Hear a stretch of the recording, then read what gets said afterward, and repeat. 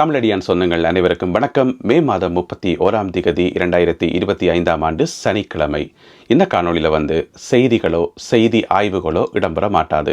இது வழக்கத்துக்கு மாறாக கொஞ்சம் வித்தியாசமாக ஒரு சமூக பிரச்சனையை பற்றி கதைக்க போகிறோம். இது சமூக பிரச்சனையாக இருந்தாலும் கூட இதுக்குள்ளேயும் அரசியல் இருக்குது, முக்கியமான அரசியல் இருக்குது. அது என்னன்றதை பார்க்க போகிறோம். உங்கள் எல்லாருக்குமே தெரியும், சூப்பர் சிங்கர் சரிகமபா இந்த 2 நிகழ்ச்சியிலையும் எங்களுடைய பிள்ளைகள் பங்கு பெற்றவே. இந்த கிழமை முழுக்க பார்த்தீங்கன்னு சொன்னால் நிறைய விமர்சனங்கள் பார்த்தேன். அதாவது என்ன விமர்சனம் சொன்னால், எங்களுடைய பிள்ளைகள் போயிட்டு அனுதாப கதைக்கினம், இல்லாத பொல்லாத பிரச்சனையெல்லாம் சொல்லினோம். அதே நேரம் அந்த தொலைக்காட்சிக்காரர்களும் எங்களுடைய கண்ணீரை வச்சு விற்கிறாங்க, எதை வச்சு கொண்டு தங்களோட வருமானம் தேடுறாங்க, தாங்கள் காசு உழைக்கிறாங்கன்னு சொல்லி ஒரே விமர்சனம் இந்த கிழமை முழுக்க நிறைய இடங்கள்ல. இங்கே யூடியூப்லேயும் தான், ஃபேஸ்புக்லேயும் தான், டிக்டாக்லேயும் தான், எல்லா இடமும் தான் விமர்சனங்கள் ஒரு பக்கம் இருக்க, மற்ற பக்கம் பார்த்தீங்கன்னு சொன்னால் நக்கல் நையாண்டிகள். அதாவது இந்த போட்டியாளர்களை நக்கல் அடிக்கிறது, அப்புறம் அந்த தொலைக்காட்சிக்காரரை நக்கல் அடிக்கிறது, அந்த நிகழ்ச்சியை நக்கல் அடிக்கிறது. ஏன் இப்படியெல்லாம் கதைக்கணும், எதுக்கு போரை பற்றி கதைக்கணும், எதுக்கு யுத்தத்தை பற்றி கதைக்கணும்னு சொல்லி இப்படியே இந்த கிழமை முழுக்க நிறைய விஷயங்களை நான் பார்த்தேன். எனவே இதுக்கு நான் ஒரு பதில் ஒன்று சொல்ல போகிறேன். உண்மையிலேயே எங்களை வச்சு அவங்க உழைக்கிறாங்களா, உண்மையிலேயே இந்த போர்க்கதைகளை பற்றி சொல்கிறது சரியா பிழையா, இந்த மாதிரி உங்களுக்கும் சில கேள்விகள் இருக்கலாம். போனால் பாடிட்டு வர வேண்டியானே, பாட்டு நிகழ்ச்சி தானே, பாடிட்டு வரதுக்கு எதுக்கு தேவையில்லாத கதை கதைக்கணும், இந்த மாதிரியான கேள்விகள் உங்களுக்கு கூட இருக்கலாம். எனவே இந்த நிகழ்ச்சியில் இது சம்பந்தமாக முழுமையாக அலசி ஆராய போகிறோம். ஒருவேளை இந்த காணொலியினுடைய நீளம் கொஞ்சம் அதிகமாக இருக்கலாம், அதுக்காக நீங்கள் மன்னிச்சு கொள்ளணும். எனவே இந்த காணொலியை முழுமையாக பார்த்துட்டு உங்களுடைய கருத்துக்கள் என்ன என்பதை மறக்காமல் கீழே எழுதுங்கள். இதே போல சந்தேகங்களும் கேள்விகளும் உங்களுடைய நண்பர்கள் யாருக்காவது இருந்தால், உறவினர்களுக்கு இருந்தால் அவர்களுக்கு இந்த காணொலியை அனுப்பும்படி கேட்டுக்கொள்கின்றேன். பாட்டு பாடுற நிகழ்ச்சி தானே, போனால் பாடிட்டு வர வேண்டியதானே, எதுக்கு தேவையில்லாத கதை கதைக்கணும், எதுக்கு தேவையில்லாமல் சென்டிமெண்ட் கதையெல்லாம் கதைக்கணும், எதுக்கு யுத்தத்தை பற்றியெல்லாம் கதைக்கணும், அவசியம் இல்லையே, பாடிட்டு வர வேண்டியானே, திறமையை காட்டிட்டு வர வேண்டியதானே என்று கேட்கினோம். அப்படி வரையலாது, அப்படி சும்மா போயிட்டு பாடிட்டு வரையலாது. ஏனென்றா அந்த நிகழ்ச்சி அப்படிப்பட்ட நிகழ்ச்சி இல்லை. இப்படி விமர்சனம் வைக்கிறார்கள், இந்த மாதிரி கதை கதைக்கிறார்களுக்கு அந்த நிகழ்ச்சி எப்படிப்பட்ட நிகழ்ச்சின்றே தெரியாது, நிகழ்ச்சியினுடைய அடி நுனி எதுவுமே தெரியாது. சும்மா வாயில் வாரத கதைக்கணும்ன்ற கதைக்கிற கதை தான் இந்த கதையை தவிர அந்த நிகழ்ச்சியை பற்றி தெரிஞ்சு கதைக்கிற கதை இல்லை. முதல்ல அந்த 2 நிகழ்ச்சியும் எப்படிப்பட்ட நிகழ்ச்சி என்று பார்ப்போம். சூப்பர் சிங்கராக இருக்கலாம், சரிகமபாவாக இருக்கலாம். அந்த நிகழ்ச்சி அந்த நிகழ்ச்சிக்குன்னு சொல்லி ஒரு வடிவமைப்பு ஒன்று இருக்குது. அந்த நிகழ்ச்சி ஆரம்பித்த முதல் நாளில் இருந்து முடிகிற கடைசி நாள் வரைக்கும் இந்த நிகழ்ச்சி இப்படித்தான் போகணும், இந்த ஒவ்வொரு எபிசோடும் இப்படித்தான் போகணும், அதில் பங்கு பெற்ற நடுவர்கள் இப்படித்தான் இருக்கணும், போட்டியாளர்கள் இப்படித்தான் இருக்கணும், ஒவ்வொரு எபிசோடும் இப்படி இருக்கணும் என்று சொல்லி அவங்க ஒரு டிசைன் ஒன்று வச்சுக்கிறாங்க, ஒரு வடிவமைப்பு ஒன்று இருக்குது. அந்த நிகழ்ச்சியினுடைய அந்த வடிவமைப்பு அது இன்றைக்கு நேற்று உருவாக்கப்பட்டது இல்லை. அந்த நிகழ்ச்சி ஆரம்பித்த காலத்தில இருந்தே அப்படித்தான் இருக்குது. ஈழத்தில் இருந்து எங்களுடைய போட்டியாளர்கள் போய் பங்கு பற்றினாலும் சரி, பங்கு பற்றாட்டியும் சரி, அந்த நிகழ்ச்சியினுடைய வடிவமைப்பு அப்படித்தான் இருக்கும். இப்போ எங்களுடைய போட்டியாளர்கள் பங்கு பெற்றாத தனியாக தமிழ்நாட்டு போட்டியாளர்கள் மட்டும் பங்கு பெற்றின சீசன்களை எடுத்து பார்த்தோம்னு சொன்னால் அங்கேயும் இதே மாதிரியான கதை சொல்கிறது, சென்டிமெண்டான கதை சொல்கிறது, அழுகிறது, குடும்பத்தை கூட்டிக் கொண்டு வர்றது, எல்லா விதமான நிகழ்ச்சிகளும் அதில் இருக்கும். தனியாக பாட்டு மட்டும் இல்லை, அங்கே டான்ஸ் இருக்கும், நகைச்சுவை இருக்கும், வேறு விஷயங்கள் நிறைய இருக்கும். எல்லாம் கலந்து ஒரு கலவையாக தான் இந்த 2 நிகழ்ச்சியும் வடிவமைக்கப்பட்டிருக்கிறது. அது மட்டும் இல்லாமல் தொலைக்காட்சியில் போகிற வேறு எல்லா ரியாலிட்டி ஷோவிலையும் எல்லாமே இருக்கும். எல்லா விதமான கலவைகளும் கலந்து தான் இருக்கும். அது அந்த நிகழ்ச்சியினுடைய வடிவமைப்பு. உங்களுக்கு தெரியும், செந்தில் கணேஷ், ராஜலட்சுமி எவ்வளவு பிரபலமான ஆட்கள் என்று சொல்லி. அதில் செந்தில் கணேஷ் டைட்டில் வின் பண்ணவர். ஒரு கட்டத்தில் ஒரு நிகழ்ச்சியில் தன்னுடைய அம்மாவை பற்றி கதைக்கிறார். அம்மாவை பற்றி உருக்கமாக கதைச்சிட்டு ஆத்தா உன் சேலை என்ற ஒரு பாட்டை பாடுறார். அதை கேட்டு எல்லாரும் அழுதுனாங்களா இல்லையா? இந்த உலகமே கண்ணீர் விட்டு அழுதுச்சுதா இல்லையா? எதுக்கு அம்மாவை பற்றி கதைக்கிறார்? எதுக்கு சின்ன வயசுல இருந்த வறுமையை பற்றி கதைக்கிறார்? ஏன் எல்லாரையும் அழ வைக்கிறார்? பாட்டு பாடுற நிகழ்ச்சி தானே, பாடிட்டு வர வேண்டியதானே தானே. ஏனென்று சொன்னால் அந்த நிகழ்ச்சியினுடைய வடிவமைப்பு அந்த மாதிரி. ஜீவிதான்ற ஒரு போட்டியாளர் கலந்து கொண்டு தானே சூப்பர் சிங்கரில். ஜீவிதாவினுடைய ஒரு கிட்னி அவருடைய அப்பாவுக்கு கொடுக்கப்பட்டது. ஏன் அப்பாவினுடைய ஒரு கிட்னி ஃபெயிலியர் ஆகிட்டு. இந்த கதை எங்களுக்கு அப்படி தெரியும், ஏன்னா நிகழ்ச்சியில் சொன்னவே. பிறகு அப்பா குடும்பம் எல்லாம் அதில் கண்ணீர் விட்டு அழுது, ஜீவிதாவுக்காக அவன் அக்கா கடுமையான தியாகங்கள் எல்லாம் செய்து சின்ன வயசுலேருந்து அந்த பிள்ளை நல்ல பாட்டு பாடணும்னு சொல்லி நிறைய விஷயங்கள் எல்லாம் சொல்லி கொடுத்தேன்னு சொல்லி சொல்லப்பட்டது தானே.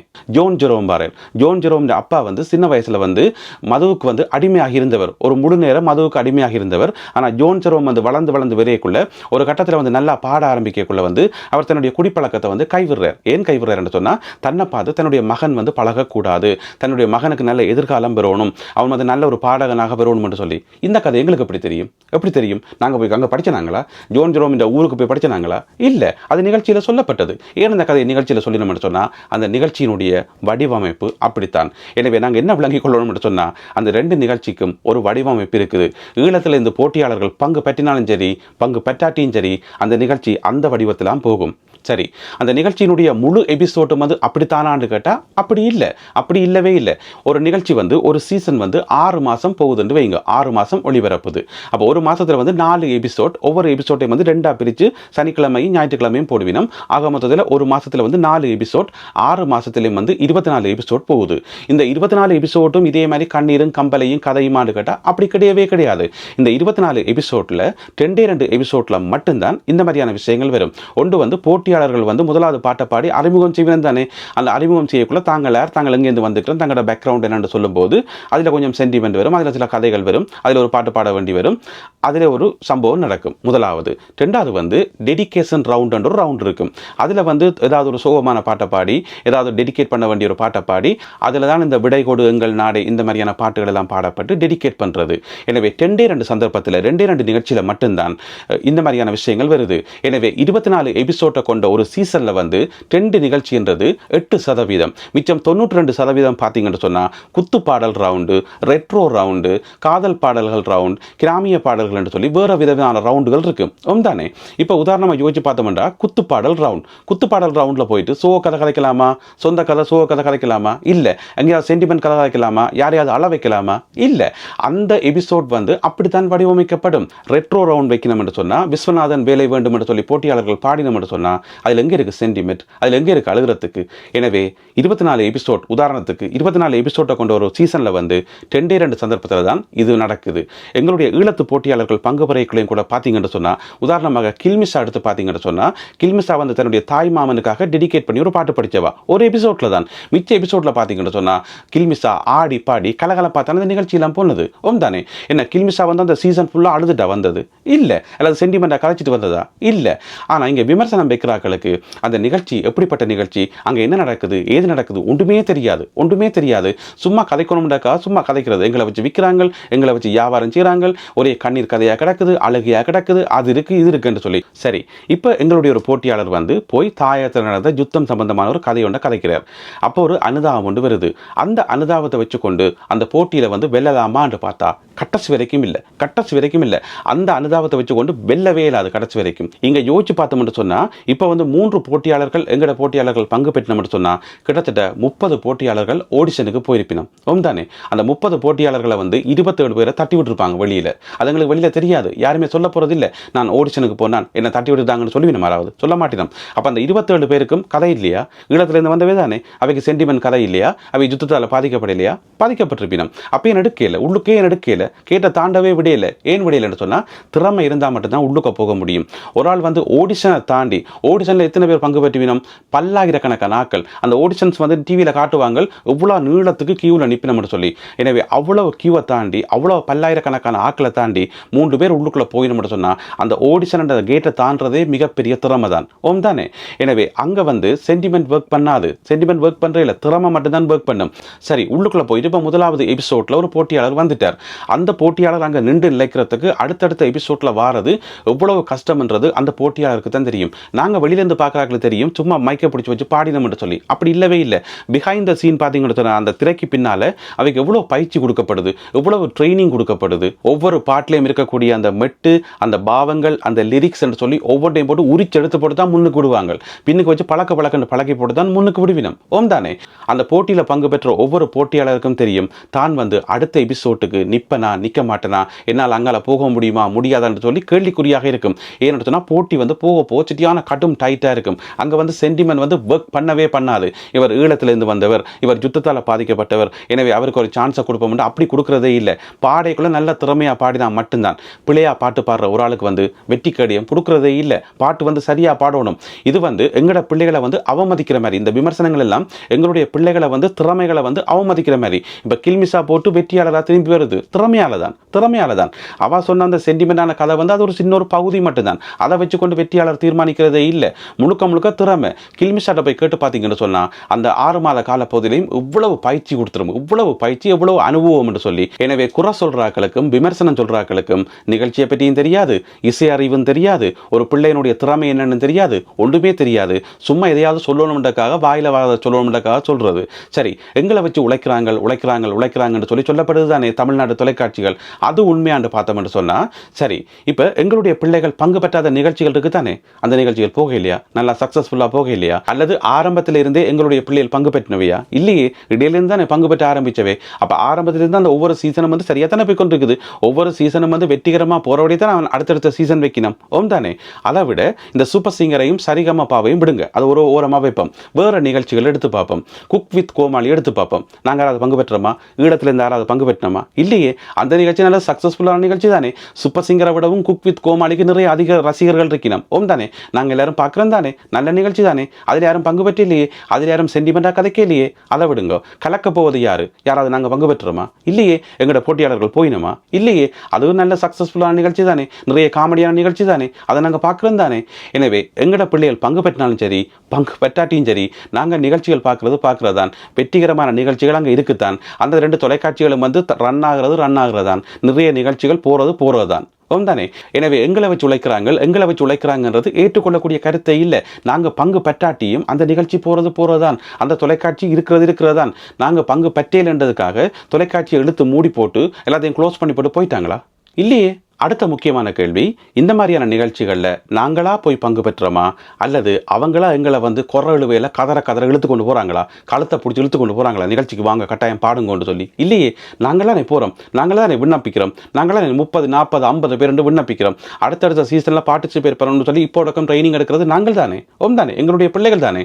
எங்களுடைய பிள்ளைகளும் அந்த பிள்ளைகளுடைய பெற்றோர்களும் வந்து நல்ல தெளிவாக இருக்கணும். இந்த நிகழ்ச்சி இப்படிப்பட்ட நிகழ்ச்சி தான், என்னென்ன விஷயங்களை கொண்ட நிகழ்ச்சி தான். இந்த நிகழ்ச்சிக்கு நாங்கள் போய் பங்கு இப்படியெல்லாம் எங்களை தயார்படுத்திக் கொள்ளணும் சொல்லி பிள்ளைகளுக்கும் தெரியும், பெற்றோர்களுக்கும் தெரியும். ஆனால் நடுவில் இந்த விமர்சனம் சொல்றாங்களுக்கு ஒன்றுமே தெரியாது. எனவே இந்த சீசன் மட்டும் இல்லை, இதுக்கு பிறகு வர நிறைய சீசன்களில் எங்களுடைய பிள்ளைகள் பங்கு பெறத்தான் போயினோம். சரி, இப்போ எங்களோட நாட்டில் நடக்கிற அந்த யுத்த கதைகளை, நாங்கள் பட்ட அவலங்களை டிவியில் சொல்றது சரியா பிள்ளையாண்டு பார்ப்போம். ஏன் சொல்லக்கூடாது? நாங்கள் பாதிக்கப்பட்ட இனம் தானே, நாங்கள் யுத்தத்தால் அழிஞ்ச இனம் தானே, எங்களுக்கு பிரச்சனைகள் இருக்குத்தானே. தானே. அதை சொல்றதுல என்ன வெக்கம். இப்போ இந்த யுத்த கதைகளை போய் அங்கே சொல்லாத, போரில் பாதிக்கப்பட்டதை அங்கே போய் சொல்லாத என்று சொல்லி எங்களை மறைக்கணுமில்ல, விமர்சனம் வைக்கணுமில்ல. இவை யாருன்னு சொன்னால், இந்த கனடாவில் வந்து நினைவு சின்னம் வைக்கக்குள்ள அதுக்கு ஒரு எதிர்ப்பு வந்தது தானே. எதுக்கு கனடாவில் நினைவு சின்னம் வைக்கிறீங்க, அங்கே இன அழிப்பா நடந்தது, அங்கே தமிழ் மக்கள் கொல்லப்பட்டதா இல்லை தானே, அதுக்கு எதுக்கு நினைவு சின்னம் வைக்கிறீங்கன்னு சொல்லினமில்ல. அவையலோட ஒட்டி பிறந்த இரட்டை பிறவிகள் தான் இவியலும் ஒன்று தான். அவங்க என்ன சொல்கிறாங்கன்னு சொன்னால், அங்கே இன அழிப்பு நடக்கையில் தமிழர் சாகவே இல்லை, எனவே நினைவு சின்னம் வைக்காது என்று சொல்லி அவங்க சொல்கிறாங்க. இவை என்ன சொல்லி நம்ம சொன்னா, அங்க யுத்தத்தை கதையும் கதைக்கிறீங்க, அதை அப்படியே விடுங்க, அதை மறந்துடுங்க, வேற ஏதாவது கதைங்க, அந்த கதையை கதைக்காதீங்க என்று சொல்லி யாரெல்லாம் எங்களுடைய குரலை அடக்கினமோ அவை எல்லாரும் வந்து எங்களுடைய சமுதாயத்துக்கு விரோதமான ஆக்கலாம், எங்களுடைய தமிழினத்துக்கு வந்து எதிரியான ஆக்கலாம்.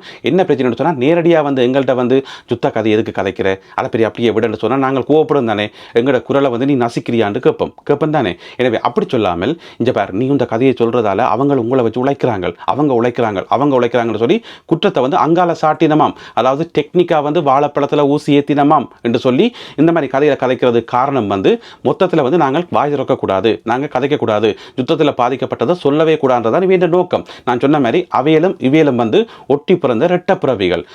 ஈழத்தமிழர்களாகிய நாங்கள் யுத்தத்தில் பாதிக்கப்பட்ட நாங்கள், இதையே நாங்கள் சொல்லக்கூடாது. சரி, எங்களை ஒரு பக்கம் வையுங்க. உலகத்தில் இருக்கக்கூடிய ஏனைய இனங்களை எடுத்து பார்ப்போம். உதாரணமாக இந்த வெள்ளக்காரரை எடுத்து பார்ப்போம். அவையிலும் யுத்தத்தால் பாதிக்கப்பட்டவை, 1ஆம் உலகப் போர், 2ஆம் உலகப் போரில் பாதிக்கப்பட்டவை. எப்பயாவது தாங்கள் பாதிக்கப்பட்டதையும் தாங்கள் இழப்புகளை சந்தித்ததையும் மறந்திருக்கணுமா? இல்லை. எத்தனையோ நாடுகள் வந்து மிகவும் ஆடம்பரமான செல்வ செழிப்பான நாடுகளாக இருக்குது, பெரிய பணக்கார நாடுகளாக இருக்குது. ஆனால் யாருமே வந்து அடிப்படையை மறக்கல. உதாரணமாக பார்த்தீங்கன்னா லண்டன் வந்து பெரிய ஒரு ஆடம்பரமான நகரம். அந்த லண்டன் நகரத்தினுடைய மைய பகுதியில் போய் பார்த்தீங்கன்னு சொன்னால், லண்டன் நகரத்தினுடைய இதய பகுதியில் பார்த்தீங்கன்னு சொன்னால், அங்கே போரில் கொல்லப்பட்ட வீரர்களுக்கான நினைவு சின்னம் இருக்கும், நினைவு தூவி இருக்கும். அது லண்டனில் மட்டும் இல்லை, எல்லா இடமும், இந்த பிரித்தானியா முழுவதும், இந்த ஐரோப்பா முழுவதும், கனடா, அமெரிக்கா, ஆஸ்திரேலியான்னு சொல்லி எல்லா நாடுகளிலையும் வந்து போரில் கொல்லப்பட்டாக்களையும் போர் சம்பந்தமான நினைவுகளையும் சின்ன பிள்ளைகளுக்கும் எளிய தலைமுறைக்கு பழக்கிறதும் அதை திரும்ப திரும்ப சொல்றதும் என்று சொல்லி எல்லா இடமும் யாருமே தாங்கள் பட்ட கஷ்டங்களையும் பட்ட துன்பங்களையும் வந்து மறக்கவே இல்லை. ஈழத்தமிழர்களாகிய நாங்கள் இப்போதான் ஒரு 15-16 வருஷம் முடிஞ்சிருக்குது. அதுக்கு இதில் மறக்கணுமா? எல்லாத்தையும் தூக்கி எறிஞ்சு போட்டு எங்களுக்கு ஒன்றுமே இல்லையே, நாங்கள் எல்லாம் டிப்டப்பாக இருக்கிறோம், நாங்கள் வெள்ளையும் சொல்லையுமா இருக்கிறோம்னு சொல்கிறதா? இல்லை, அப்படி சொல்ல வேண்டிய அவசியம் இல்லை. இவையல் வந்து வாழைப்பழத்தில் ஊசி ஏற்றுறது எங்கட வாயை மூட வைக்கத்தான். அவன் உழைக்கிறான் சொல்லி சொல்லி எங்கட வாயை மூட வைக்கத்தான். அதை யாரும் நம்ப வேண்டாம் அன்பான உறவுகளே. சரி, இந்த சூப்பர் சிங்கரையும் சரிகமபாவையும் தூக்கி ஒரு ஓரமாக வைப்போம். இப்போ நாங்கள் உலக அளவில் பார்ப்போம். ஆங்கில தொலைக்காட்சிகள் மற்ற தொலைக்காட்சிகளை பார்த்தோம்னு சொன்னால் அங்கேயும் வந்து இந்த ரியாலிட்டி ஷோக்கள் வந்து நிறைய இருக்குது. அதில் பங்கு பெற்ற போட்டியாளர்கள் என்ன செய்யணும், என்ன கதைக்கணும் என்று பார்த்தா அங்கேயும் இதே பிரச்சனைகள் தான். சமூக பிரச்சனைகள், சமூக விழிப்புணர்வு பிரச்சனைகள் நிறைய இருக்குது. ஒரு போட்டியாளர் வந்து பங்கு பெற்றார் என்று சொன்னால் அவருடைய சமூகம் சார்ந்த பிரச்சனையை வந்து அவர் அங்கே சொல்லுவார். ஒருத்தர் வந்து கருப்பினத்திலிருந்து வாரார் என்று சொன்னால் அவர் தன்னுடைய கருப்பின மக்கள் படுற பாடுகளையும் உலகம் முழுக்க அவைக்கு நடக்கிற அவலங்களையும் வந்து அந்த நிகழ்ச்சியில் வந்து எடுத்து சொல்லுவார். இவே வந்து ஒரு நிகழ்ச்சியும் பார்க்கறதில்லை, சர்வதேச ரீதியாக ஒரு நிகழ்ச்சியும் பார்க்கறதில்லை, ஒன்றுமே தெரியாது, சும்மா கதைக்க வாரது. ஒருத்தர் வந்து எல்ஜிபிடி கம்யூனிட்டியிலிருந்து வாரார் என்று சொன்னால் தன்னுடைய சமூகம் வந்து ஏனையவர்களால் எப்படி ஒடுக்கப்படுது, எப்படி கிண்டல் கேலிக்கு உள்ளாக்கப்படுது, இந்த மாதிரியான ஏதோ ஒரு பிரச்சனையை வந்து தாங்கள் எதிர்கொள்கிற பிரச்சனையை வந்து அங்கே சொல்லுவார். அப்போ நாங்கள் சொல்கிறதா, நீ இந்த நிகழ்ச்சியில் பாடத்தானே வந்த, நீ எதுக்கு இதை பற்றி கதைக்கிற, எதுக்கு ஆப்பிரிக்க மக்களை பற்றி கதைக்கிற, எதுக்கு கருப்பின மக்களை பற்றி கதைக்கிறேன்னு சொல்ல முடியுமா? சொல்ல முடியாது. ஏன்னு சொன்னால் உலக அளவில் நடக்கிற எல்லா ரியாலிட்டி ஷோலையும் வந்து இந்த மாதிரியான விஷயங்கள் கொண்டு வரது மிகவும் சர்வசாதாரணம். எனவே நாங்கள் என்ன செய்யணும்னு சொன்னால் சூப்பர் சிங்கரையும் சரிகமபாவையும் பார்க்குறத விட்டுட்டு எல்லாத்தையும் பார்க்கணும், உலக அளவில் பார்க்கணும். அப்போ தான் தெரியும் உலகத்தில் என்ன நடக்குதுன்னு சொல்லி. இதுக்கு வந்து என்னட்ட நிறைய உதாரணம் இருக்குது, கட்டா உதாரணம் இருக்குது. ஒவ்வொரு போட்டியிலையும் ஒவ்வொரு போட்டியாளர்கள் வந்து என்னென்ன விஷயங்கள் கதைச்ச வேண்டும் சொல்லி அவ்வளோ ஆதாரங்களும் இணையதளத்தில் இருக்குது. இதில் சொல்ல போனால் இப்போ நிறைய டைம் எடுக்கும், அதனால் நான் சொல்லல. எனவே அன்பான உறவுகளே, உலகம் முழுவதும் நடக்கிற இந்த ரியாலிட்டி ஷோக்களில் வந்து பங்கு பெற்றார்கள் தங்களுடைய சமூகம் சார்ந்த பிரச்சனையை வந்து ஏனைய சமூகத்தவர்களுக்கு வந்து எடுத்து சொல்றதுல ஒரு விதமான பிழையும் இல்லை. இது மிகவும் சர்வசாதாரணம். எனவே சூப்பர் சிங்கர்லேயோ சரிகமபாவிலேயோ எங்களுடைய பிள்ளைகள் போயிட்டு இந்த மாதிரி ஏதாவது கதைகள் கதைச்சா அதை நாங்கள் ஊக்குவிக்கணும். எங்களோட பிரச்சனையை சொல்றதுக்கு ஒரு வாய்ப்பு கிடைச்சா தான் நாங்கள் பார்க்கணுமே தவிர அதை மூடி அதை கதைக்காத இதை கதைக்காதுன்னு சொல்கிறார்கள் எங்களுடைய இனத்துக்கு வந்து விரோதமான ஆட்கள் மட்டும்தான். எங்களுடைய பிரச்சனைகளை வந்து அப்படியே அமுக்கணும்னு சொல்கிறார்கள் தான், நினைவு சின்னம் வைக்காது என்று சொல்கிறார்களுடைய கூட பிறந்த சகோதரங்கள் தான் இந்த மாதிரியான கதைகளை வந்து கிளப்பி கொண்டு தெரியுதே தவிர இதில் உண்மை இல்லை. எனவே இந்த சீசனாக இருக்கலாம், இதுக்கு பிறகு வர ஒவ்வொரு சீசனாக இருக்கலாம், எங்களுடைய பிள்ளைகள் பங்கு பெற்றினா எங்களுக்கு எங்கெங்கெல்லாம் வாய்ப்பு கிடைக்குதோ நாங்கள் பட்ட துன்பங்களையும் நாங்கள் பட்ட அவலங்களையும் வந்து கிடைக்கிற ஒவ்வொரு சந்தர்ப்பத்திலையும் வந்து எடுத்து சொல்கிறது தான் மிக பொருத்தமாக இருக்கும். உதாரணமாக நீங்கள் என்ன பாருங்க, நான் ஒரு நிகழ்ச்சியில் வந்து பங்கு பெற்றேன். இப்போ நீங்கள் எல்லாரும் பார்க்குறீங்க, இந்த தமிழடியான் போயிட்டார் அங்கே பங்கு பெற்றார் என்று சொல்லி ஏதாவது எங்களோட பிரச்சனையை பற்றி எங்கேயா ஒரு சந்தர்ப்பத்தில் சொல்லுவார் நீங்கள் எதிர்பார்த்து இருக்கிறீங்க. நான் அங்கே போயிட்டு 6 மாசமாக வாயை துறக்கல, எங்களோட பிரச்சனையை கதைக்கல, எங்களுக்கு பட்ட துன்பங்களை பற்றி ஒன்றுமே கதைக்காமல் நல்லா கூத்தடிச்சு போட்டு ஆடி பாடி பெம்பல் அடிச்சு போட்டு வெளியில் வந்தால் ஒத்துக்கொள்வீங்களா? இல்லை தானே? எங்கேயா ஒரு சந்தர்ப்பத்தில் எங்களோட மக்கள் பட்ட வலிகளையும் எங்களோட துன்பங்களையும் நான் சொன்னா தான் நீங்கள் அதை ஏற்றுக்கொள்வீங்க ஓம் தானே? அப்படி நான் சொல்லணும்னு சொல்லி நீங்கள் எதிர்பார்ப்பீங்க ஓம் தானே? ஏன்னு சொன்னால் எங்களோட பிரச்சனைகளை வந்து எங்கெங்கெல்லாம் வாய்ப்பு கிடைக்குதோ அங்கெல்லாம் நாங்கள் சொல்லி வைக்கணும், சொல்லணும். ஏன்னா நாங்கள் பாதிக்கப்பட்ட இனம். எனவே அன்பான உறவுகளே, இந்த மாதிரியான பிரச்சாரங்களை வந்து தயவு செய்து நம்ப வேண்டாம். இப்போ ஒரு ஆள் காசாலேருந்து வாரார், வந்து சொல்கிறார் அங்கே ஒரு பிரச்சனையுமே இல்லையே, எல்லாம் சூப்பராக இருந்தது, அந்த மாதிரி இருந்ததுன்னு சொன்னால் நம்புவீங்களா? நீங்கள் நம்புவீங்களா? அவர் போய் சொல்கிறார், அவர் வந்து யாரோ தூண்டி விட்டு கதைக்கிறேன்னு தான் நினைப்பீங்கள் ஓம் தானே? எனவே வந்து நாங்கள் பாதிக்கப்பட்ட நாங்கள் கிடைக்கிற ஒவ்வொரு மேடையிலையும் வந்து எங்களுடைய பிரச்சனைகளை வந்து சொல்கிறதுல எந்த விதமான பிழையும் இல்லை. சின்ன ஒரு சந்தர்ப்பத்தில் ஒரு நிமிஷம் தான் எங்களுக்கு பேச டைம் இருந்தாலும் அந்த ஒரு நிமிஷத்துக்குள்ளே நாங்கள் சொல்லத்தான் முயற்சி செய்யணுமே என்று சொன்னால் அப்போ தான் எங்களுடைய துன்பங்கள் வந்து அடுத்த ஆட்களுக்கு தெரிய வரும். அதை நாங்கள் வந்து என்றைக்குமே மறக்கக்கூடாது. நாங்கள் அழிவை சந்தித்த ஒரு இனம் வந்து அதை வந்து என்றைக்குமே மறக்கக்கூடாது. அதை காலங்காலமாக வரலாற்றில் வந்து பதிய வைக்கணும். இது மிக முக்கியமானது. இதைத்தான் இந்த உலகத்தில் இருக்கக்கூடிய ஏனைய இனங்கள் வந்து செய்தோன்றிக்கணும். எல்லாரும் அதைத்தான் செய்தோன்றிக்கணும். ஆனால் இனங்களுக்கு வந்து விரோதமாக இருக்கக்கூடியவர்களுக்கு இது பிடிக்காது. அதை கதைக்காத இதை கதைக்காத வாயமூடு என்று சொல்லி எங்களுக்கு வாழைப்பழத்தில் ஊசி ஏற்றி கொண்டிருப்பினோம். இந்த மாதிரியான பிரச்சாரங்களுக்கு நாங்கள் ஈடுபடக்கூடாது. எனவே இதை பற்றி உங்களுடைய கருத்துக்கள் என்ன என்பதை மறக்காமல் எழுதுங்கள். மீண்டும் மற்றும் ஒரு காணொலியில் உங்களை சந்திக்கின்றேன். அதுவரை நன்றி, வணக்கம்.